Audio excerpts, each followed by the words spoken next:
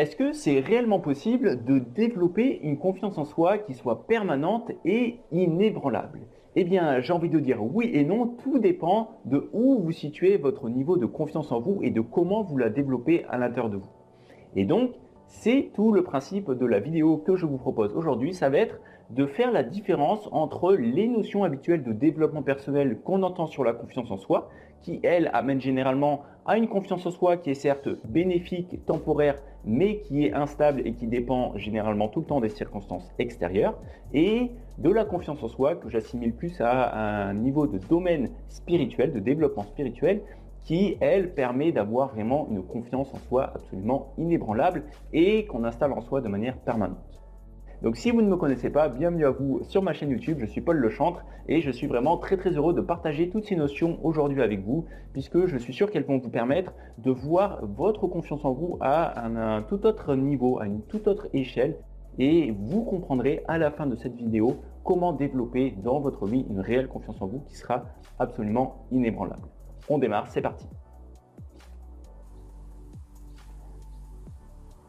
Donc la première clé, c'est de mettre en avant ses forces et améliorer ses faiblesses. C'est quelque chose que vous avez sans doute déjà très souvent entendu, à savoir de regarder à l'intérieur de vous, même de noter quelles sont vos forces et quelles sont vos faiblesses, et de mettre en avant toutes vos qualités, tout ce que vous faites bien, tout ce qui est naturel chez vous, etc. etc. et de travailler, améliorer ce qui, au contraire, est plutôt associé à une faiblesse en vous.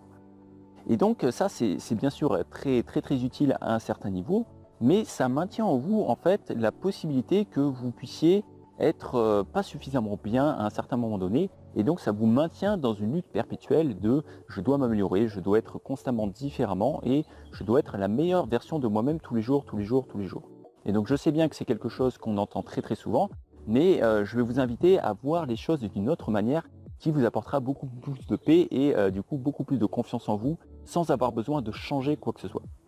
Donc l'idée, c'est de vous dire que dans la réalité de qui vous êtes vraiment, vous êtes en unité parfaite avec la source, avec Dieu, peu importe comment vous le représentez, et avec la joie, la paix et l'amour. Et la réalité de qui vous êtes vraiment est absolument parfaite, et c'est une réalité, un niveau de réalité qui se situe à un niveau de conscience beaucoup plus profond, beaucoup plus élevé, on va dire, à l'intérieur de vous-même, dans votre esprit, et qui n'a rien à voir avec les pseudo-qualités et défauts que vous pouvez voir de vous-même. Donc je vous invite vraiment à prendre conscience que, en réalité,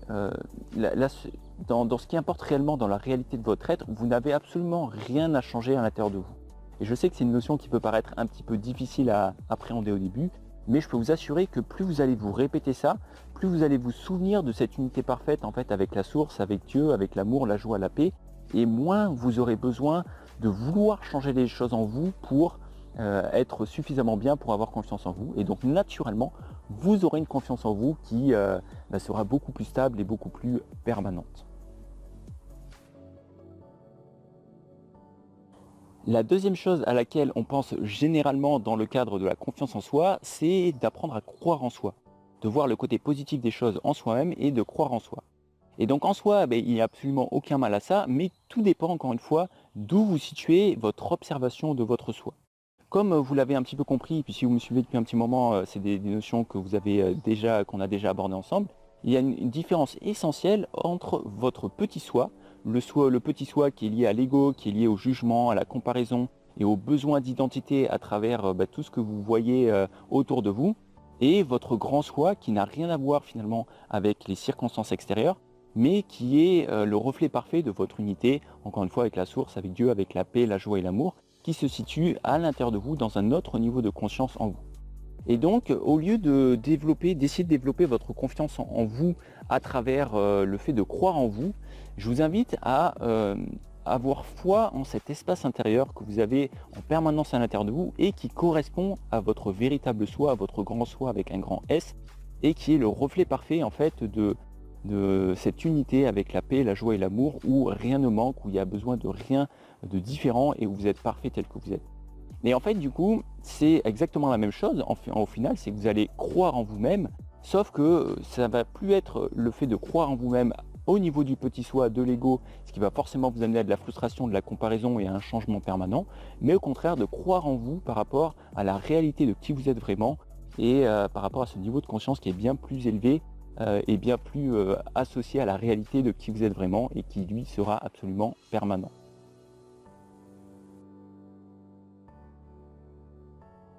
Troisième clé, se donner le droit d'apprendre et d'échouer.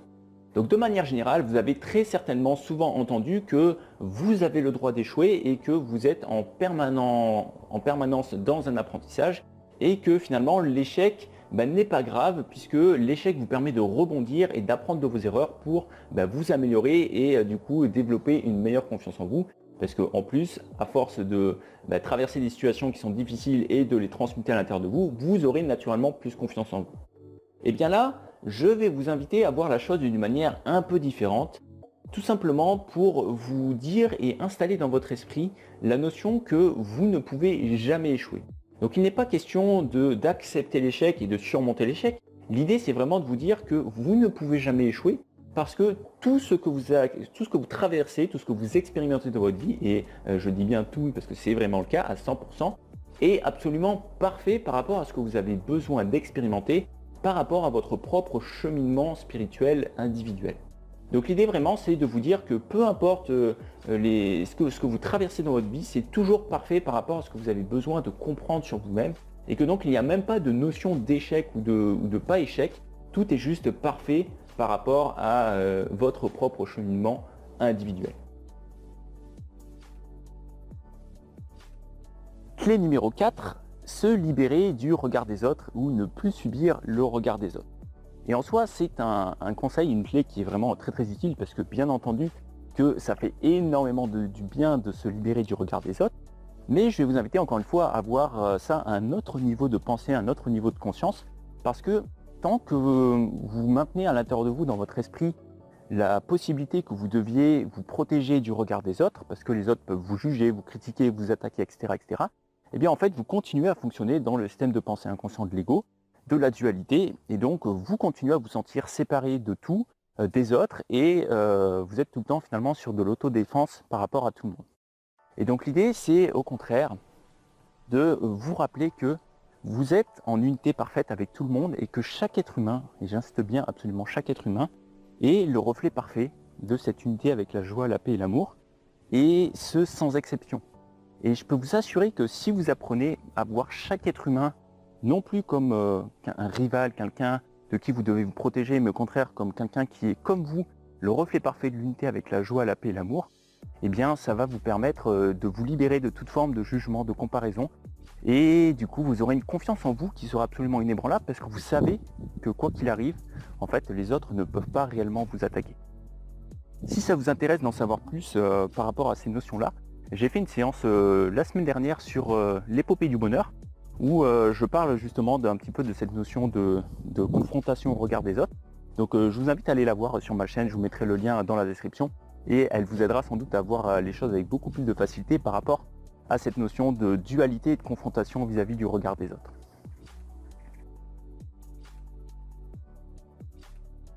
Clé numéro 5. Clé numéro 5, transformer le négatif en positif dans votre esprit ou pratiquer la visualisation positive.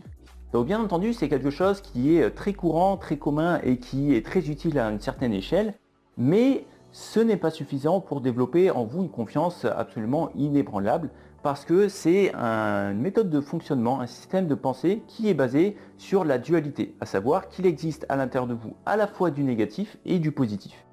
Et donc, comme vous êtes encore une fois dans le système de pensée inconscient de l'ego, qui est basé sur la dualité, chaque forme de positivité est toujours contrebalancée à un moment donné par de la négativité. Et donc, si sur le moment vous arrivez à transformer les choses positivement dans votre esprit, eh bien vous allez vous sentir mieux, ce qui est génial, mais au bout d'un moment, ça va forcément se retransformer en négatif, sous une autre perception, sous un autre aspect, et donc du coup, vous allez à nouveau perdre confiance en vous. Donc à la place de ça, je vous invite à apprendre à corriger dans votre esprit ce qui vous fait ressentir de la négativité vis-à-vis de vous-même, vis-à-vis de la situation. Parce qu'à partir du moment où vous corrigez dans votre esprit la cause qui a généré cette négativité, et bien du coup il n'y a plus besoin de contrebalancer cette négativité et donc d'aller chercher le positif puisque la négativité aura disparu et donc vous n'aurez pas besoin de switcher en permanence entre positif et négatif. Donc en gros, apprenez à aller creuser dans votre esprit pour trouver la pensée initiale qui a généré la négativité, la frustration vis-à-vis de vous-même et qui vous fait manquer de confiance en vous. Et une fois que vous aurez corrigé ça, tous les symptômes et tous les effets de cette réelle cause à l'intérieur de vous disparaîtront et vous n'aurez plus besoin de changer quoi que ce soit dans votre esprit. Et pour terminer, la 6e clé, c'est d'avoir une bonne posture et de faire du sport. C'est vrai que c'est quelque chose qui est souvent très bénéfique, c'est d'utiliser son corps, de bouger son corps. Pourquoi? Tout simplement parce que ça fait circuler énormément d'énergie, d'hormones, ça génère la sécrétion d'hormones à l'intérieur de nous. Et du coup, généralement, on se sent mieux, on se sent plus vivant, plus puissant, plus puissante, etc. etc.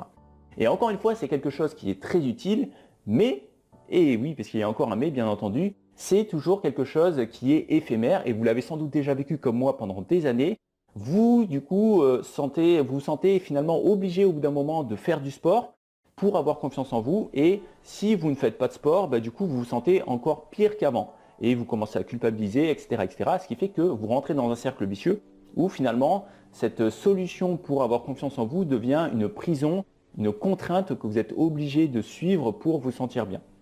Et donc, à la place de ça, je vais vous inviter à évidemment vous conseiller quand même de bouger, d'aller marcher tous les jours, de prendre l'air, de juste ne pas rester en fait à ne rien faire, parce que dans ces moments-là, votre énergie va stagner et s'accumuler à l'intérieur de vous. Et si c'est de l'énergie plutôt négative, du coup, elle va grandir à l'intérieur de vous. Et le fait de bouger, ça va vous permettre de faire circuler cette énergie. Mais surtout, je vais vous inviter à apprendre à vous mettre dans le silence. Le silence est la clé absolument indispensable si vous voulez vraiment avoir une évolution considérable sur vous-même en fait, pour comprendre ce qui se passe à l'intérieur de vous, pour écouter votre voix intérieure qui est elle reliée directement à votre grand soi, à votre unité parfaite avec la source, avec Dieu, avec la joie, la paix et l'amour. Et donc l'idée c'est vraiment de prendre l'habitude de déconnecter, faites éventuellement des choses qui vous amènent à ne plus penser. Par exemple, faites du ménage, faites la vaisselle, allez marcher. L'idée en fait c'est que vous arrêtiez de cogiter, de réfléchir par rapport à ce qui vous fait sentir un manque de confiance en vous. Et vous pouvez aussi bien entendu prendre des moments où vous mettez dans le silence totalement, vous mettez immobile et vous laissez venir ce qui a besoin de venir.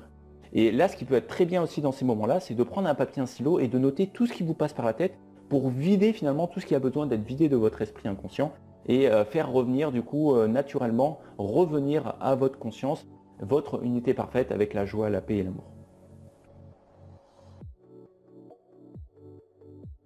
Donc voilà, pour résumer, toutes les notions qu'on a abordées aujourd'hui, toutes les 6 clés, bien sûr c'est une liste qui n'est pas exhaustive, il y a plein d'autres astuces qui existent, mais toutes ces 6 clés ne sont pas en elles-mêmes mauvaises, elles sont au contraire très bénéfiques, mais l'idée c'était surtout de vous expliquer que ces notions-là ne vont pas réellement vous permettre d'avoir une confiance en vous qui est absolument inébranlable, mais au contraire une confiance en vous qui sera fluctuante, qui sera dépendante d'énormément de paramètres que vous ne pouvez pas maîtriser et qui de toute façon ne pourront pas vous amener